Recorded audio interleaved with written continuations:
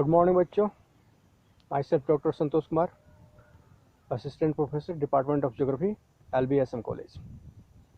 आज का टॉपिक है भारत में लोहा इस्पात उद्योग।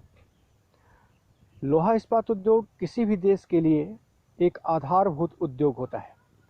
आधारभूत इसलिए होता है कि लोहा इस्पात उद्योग के ही आधार पर कई उद्योगों को चलाने के लिए मशीनों का निर्माण होता है, कलपुर्जों का निर्माण होता है, और यही उन मशीनों के आधार पर आगे औद्योगिक प्रक्रियाएं चालू होती हैं और चलती हैं। यही कारण है कि लोहा इस्पात उद्योग को आधारभूत उद्योग कहा गया है। दूसरी बात कि भारत में जहाँ तक लोहा इस्पात उद्योग के विकास की बात है, तो सबसे पहला प्रयास 1830 में किया गया था, जब तमिलनाडु के पोर्टो नोवो में लोहा इस्पात उद्योग स्थापित किया गया। लेकिन यह उद्योग चला नहीं, असफल रहा। इसके बाद 1874 में पश्चिम बंगाल में कुल्टी में बराकर आयरन वर्क्स की स्थापना की गई थी। ये कारखाना सफल रहा। इसके बाद यह जो है सरकार के अधीन स्थापित किया गया कारखाना था। लेकिन भारत का सबसे बृहत्तम लोहा इस्पात उद्योग अगर किसी को जाना जाता है, सबसे सफल कारखाने के रूप में किसी लोहा इस्पात उद्योग को जाना जाता है, तो वह है Tata iron and steel company, TISCO, जिसको आप जानते हैं।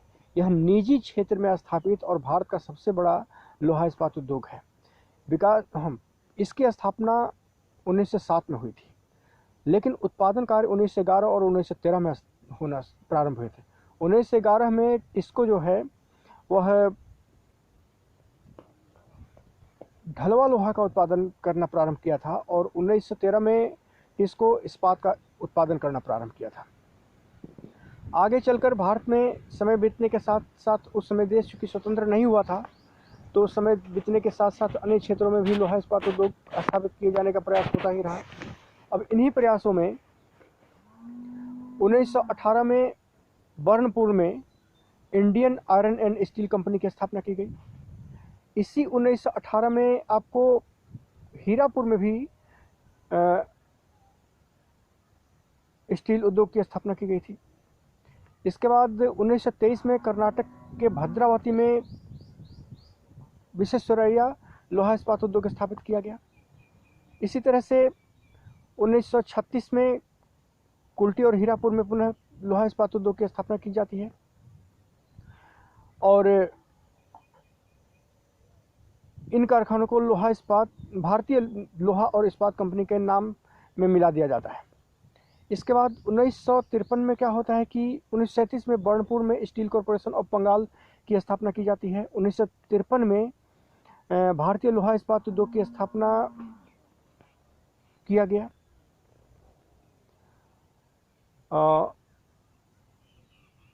और उसमें बर्नपुर, हीरापुर, कुल्टी के कारखानों को आपस में मिलाकर इसका नाम इसको दिया गया, IISCO, Indian iron and steel company. यह सरकार के अधीन काम करने वाला उद्योग था, लोहा इस्पात उद्योग था।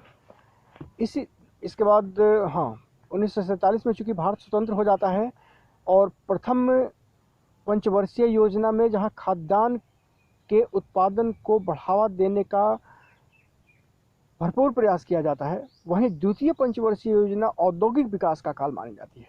यहाँ पर कई उद्योग इस द्वितीय पंचवर्षीय योजना में स्थापित किए गए। इसी द्वितीय पंचवर्षीय योजना में भारत में 3 बड़े नए कारखाने लोहा इस्पात उद्योग के स्थापित किए गए, जिसका नाम था भिदूरा, भी से भिलाई, दू से दुर्गापुर और रा से राउरकेला। और इनको स्थापित करने वाले देश जो कि भारत को सहयोग किया, भीरू, दुबरी और राज। अगर आप ऐसे याद कर रखें, भीरू, दुबरी और राज। भीरू, भी से भिलाई और रू से रूस, यानी भिलाई की स्थापना भारत में, भिलाई लोहा इस्पात उद्योग की स्थापना भारत में रूस ने की। इसी तरह से दुबरी, दुर्गापुर लोहा इस्पात उद्योग की स्थापना ब्रिटेन ने की, ब्री से ब्रिटेन। इसी तरह से रा से राउरकेला और जौ से जर्मनी, यानी राउरकेला लोहा इस्पात उद्योग की स्थापना जर्मनी ने की। ये क्वेश्चन मैंने आपको एक कोड वर्ड के साथ इसलिए बताया था कि ये एग्जाम में कई बार पूछे जा चुके हैं।